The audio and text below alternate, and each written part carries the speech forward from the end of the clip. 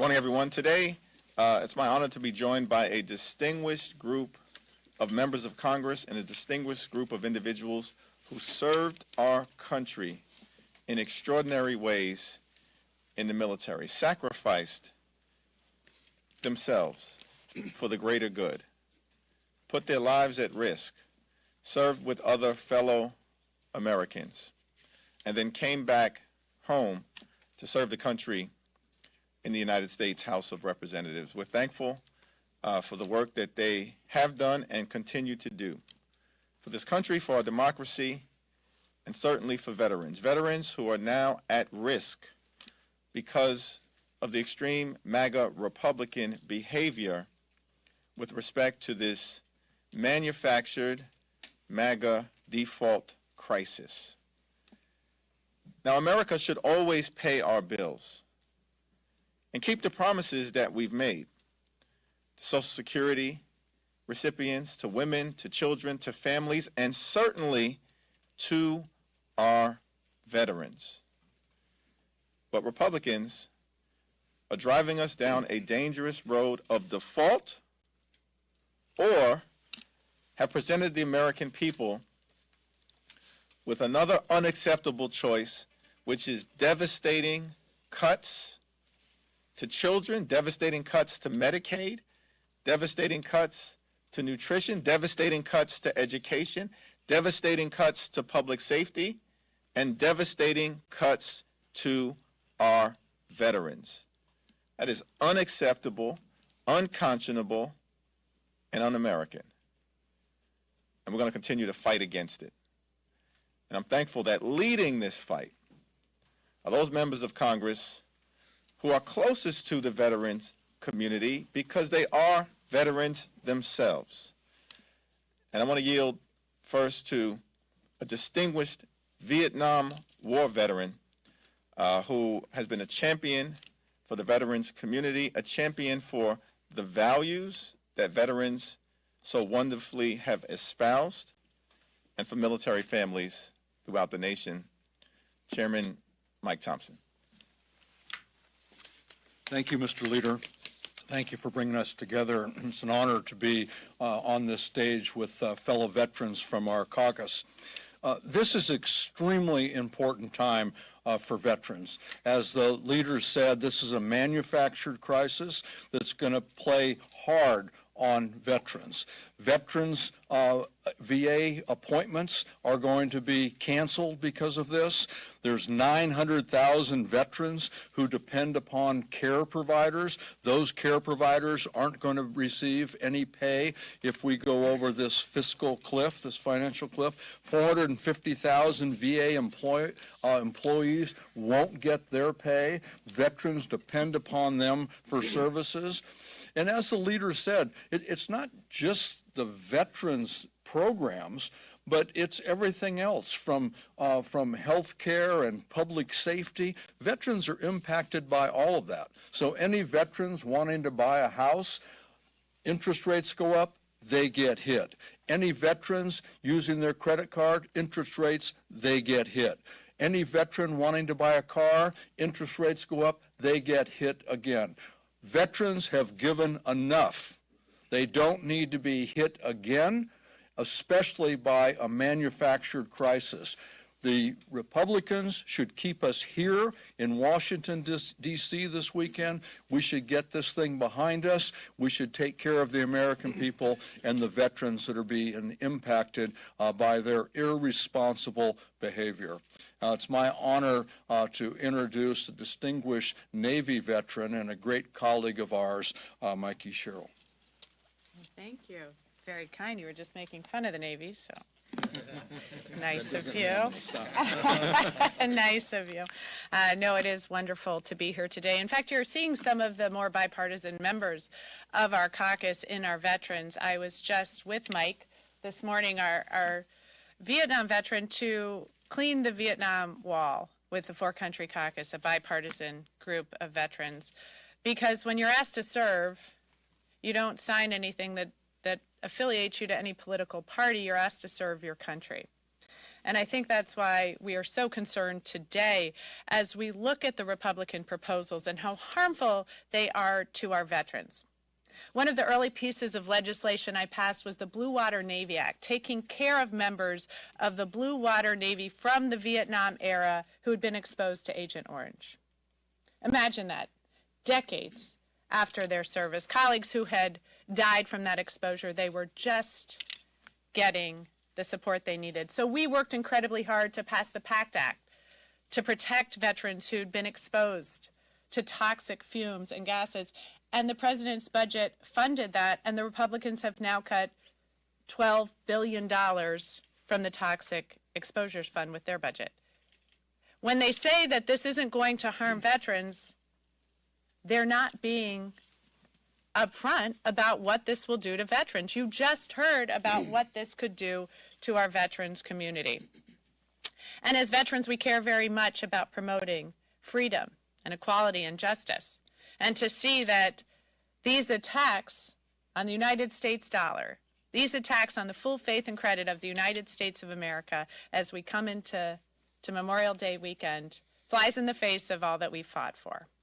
So that is why we're here today, to say that we must lift, we must not default on our debt. We must lift this. We must make sure that we can, in fact, continue to support our veterans, especially as we remember their service and their sacrifice this Memorial Day weekend. Thank you, and I will now turn it over to a wonderful Army vet, Jason Crow. Thanks, Jason. It was hard for me to say. We do love the Navy, Mikie. I'm Jason Crow from Colorado. It's a pleasure to be here with Leader Jeffries and with my fellow veterans. It is not a pleasure, however, to be talking about something as basic as caring for our veterans and maintaining the solemn and sacred oath that we make to our veterans and our servicemen and women. You know, there's a saying that you shouldn't tell me what your values are. You should show me your budget, and then I'll tell you what your values are. You know, the rank hypocrisy of some people in this town who are willing, without shame, to go up and talk about our veterans, who will spend time with our Gold Star families heading into Memorial Day weekend, and yet are willing to make drastic cuts to basic health care that our men and women earned and deserve in service to our country. It is unacceptable, and we are here to call it out because we know this sacred oath, we know this sacred promise. When our young men and women get up and they raise their right hand, generation after generation, raise their right hand and take that oath. And to fulfill that oath, some of them will have to give their lives. They'll spend time away from their families, missed holidays, missed birthdays, injuries, post-traumatic stress. That's what that oath means. But it's a reciprocal oath. It flows two ways. They take that oath because our country makes an oath to them that if they need care, that if they give their lives in service to this country, that our nation will be there for their family, for their children. That is an oath that should be without question, that should be unbreakable. And yet here we are. Because of gamesmanship by the House Republicans, it is in question. It's unacceptable. We are here to call it out. We are here to keep faith with that oath and to fight for our brothers and sisters because they have so dutifully fought for us. Back to Speaker Jeffries. Thank you, Mike. Thank you, Mikie, and thank you, Jason. Thank you to all of the distinguished members of the caucus who have dedicated their life to service for the American people, for our values, and for veterans and military families. Let me yield briefly to the Vice Chair of the House Democratic Caucus, Ted Lieu. Thank you, Leader Jeffries, for your exceptional leadership, and to the terrific speakers we just had. I want to mention the other people we have with us today. We have Congressman Chris DeLuzio from Pennsylvania, Congressman Ruben Gallego from Arizona, Congressman Jeff Jackson from North Carolina.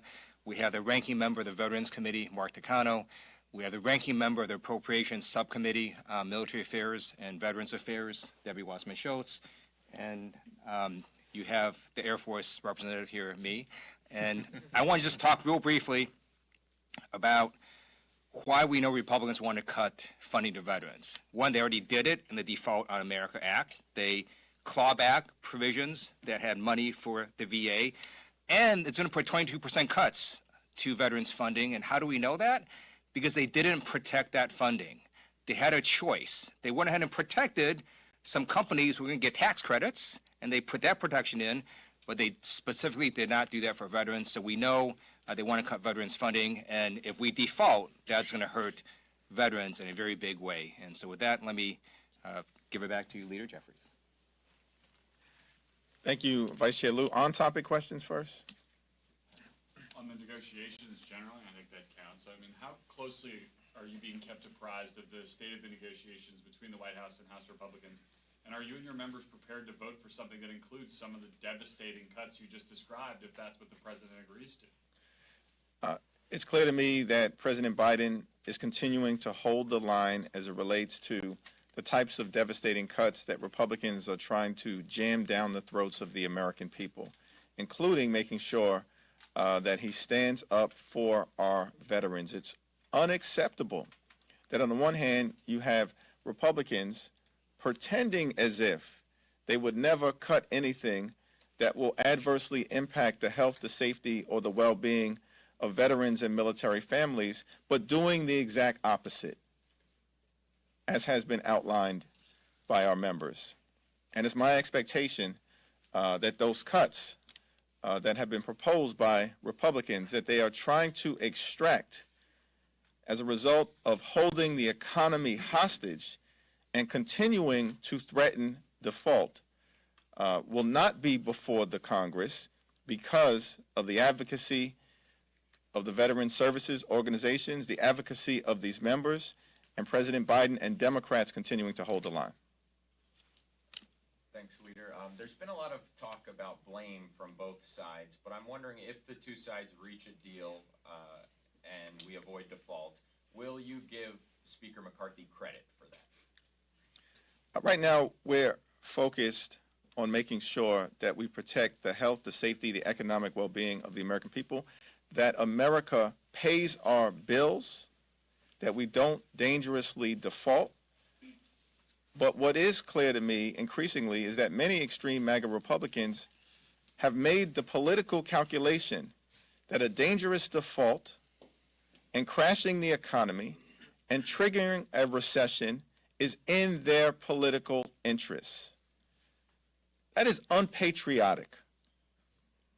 But that's not speculation on the part of Democrats. That is what extreme MAGA Republicans continue to say out loud, including most recently the chairwoman of the Republican National Committee. And do you think negotiators should be in the room right now?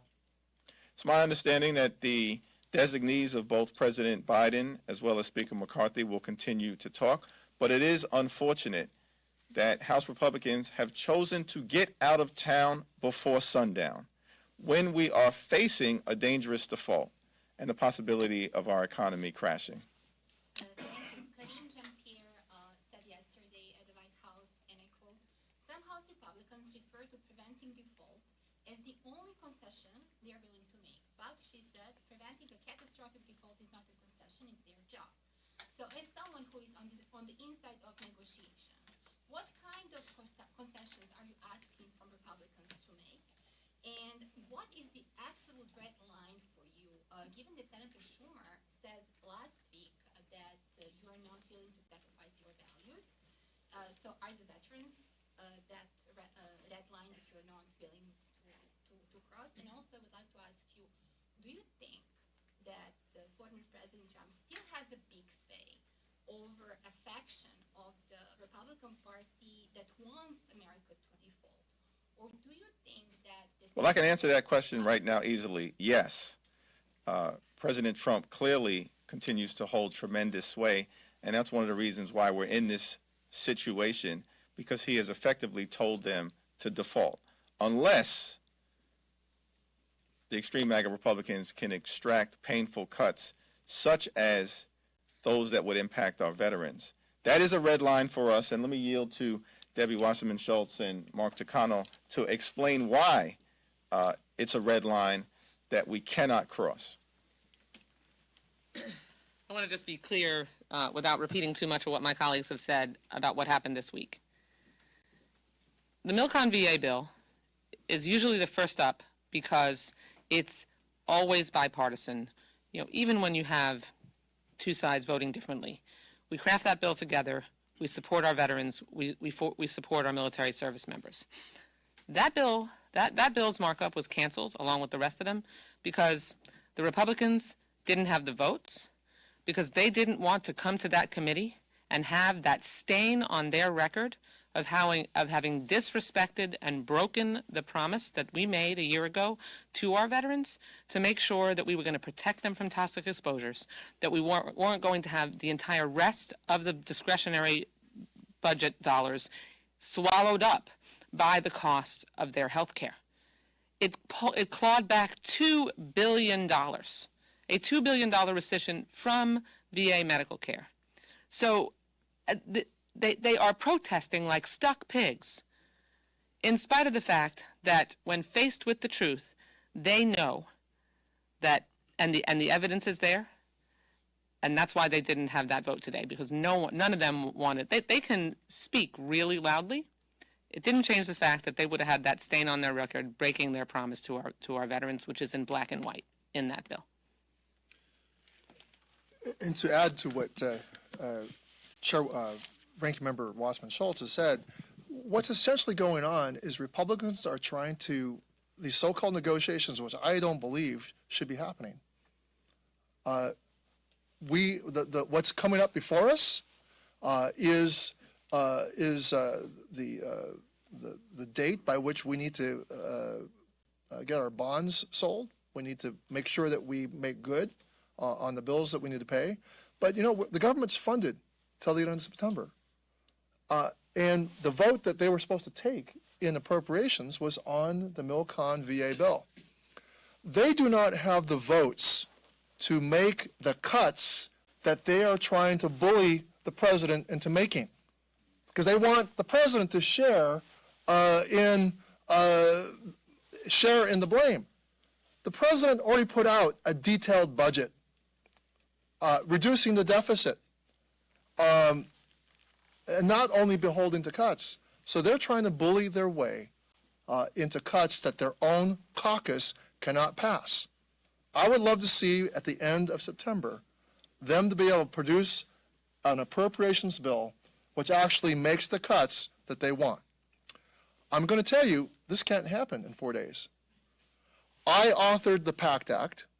It passed last summer, and you will recall that they called the cost of war toxic exposure fund. Senator Toomey said it was a slush fund, and that's why he couldn't support it. Flipped 21 votes in the Senate, high-fiving with Ted Cruz on the floor that they stopped this, and it was only after veterans slept on the Senate steps and shamed the Congress, shamed the Senate, into putting the bill back into the House where we finally passed it, that the Republicans knuckled under. We had a bipartisan agreement to not put the cost of war, we had a bipartisan agreement to fund the cost of war and not make it compete with the other domestic priorities and not make it compete with defense. The mark they put yesterday, in which they didn't want the stain that they did not want to have on their records, was they did not want the stain of clawing back $2 billion. They didn't want the stain of putting $15 billion into discretionary spending to actually rob veterans of housing, rob veterans of SNAP benefits. They too rely on the domestic side of the ledger. So my thing is, they're trying to bully through cuts that they cannot even get the votes for in their own caucus. Last question. Thank you, Mr. Leader. There'll actually be two, if that's okay. But number one, do you think the president made a mistake not engaging Speaker McCarthy earlier on this debt limit issue? And then secondly, with respect to the discharge petition, if there's no deal by the weekend, have you identified 5 Republicans who will sign on to that to move that forward? Well, President Biden engaged with House Republicans at the earliest opportunity. It's important for everyone to accurately lock in on the actual timeline. President Biden and Speaker McCarthy met in the Oval Office on February 1st. At that meeting, President Biden said, Democrats, through our administration, will produce our budget on March 9th. And we need Republicans to produce your budget immediately thereafter, so we can understand what the basis of any conversation should be about the appropriate levels of spending moving forward, while at the same time making it clear that America should always pay our bills, avoid a default, and do it in the way that has been done under Democratic presidents and Republican presidents, including 3 times by House Democrats under the former president, Donald Trump, without gamesmanship, partisanship, and brinksmanship. On March 9th, President Biden produces his budget that will protect and strengthen Social Security, build an economy that works for everyday Americans, cut the deficit by an additional $3 trillion on top of the $1.7 trillion that were already cut by the Biden administration over the previous 2 years. And then we were waiting for House Republicans to produce their budget. And in early March, they failed to produce their budget. Mid-March, failed to produce their budget. End of March, failed to produce their budget. Early April, failed to produce their budget. Mid-April, failed to produce their budget. Then on April 25th, they don't produce a budget, they produce the Default on America Act, a ransom note with extreme cuts that will hurt veterans, military families, and everyday Americans. They pass it on April 26th, with George Santos, serial fraudster, being the deciding vote. On April 27th, they get out of town. In fact, many of them were overseas. Don't come back into town until the second Tuesday of May, which is the very day that Joe Biden convened the 4 legislative leaders in the Oval Office. It's a fiction to believe that President Biden has not been engaging in conversations with the other side of the aisle. He did it at the earliest possible moment. This is a Republican talking point that is not anchored in any reality. So yes, I believe the president has been incredibly responsible in how he has conducted himself. To the second part of your question, House Democrats are unified in avoiding a default. And it will take only 5 reasonable Republicans to end this madness, to avoid the economy from crashing, to prevent a job-killing recession by joining us. Only 5 out of 222 to end this madness, avoid a default, and make sure that everyday Americans are protected. That's the commitment that these members and House Democrats have made. And we only need 5 Republicans to join us. Thank you.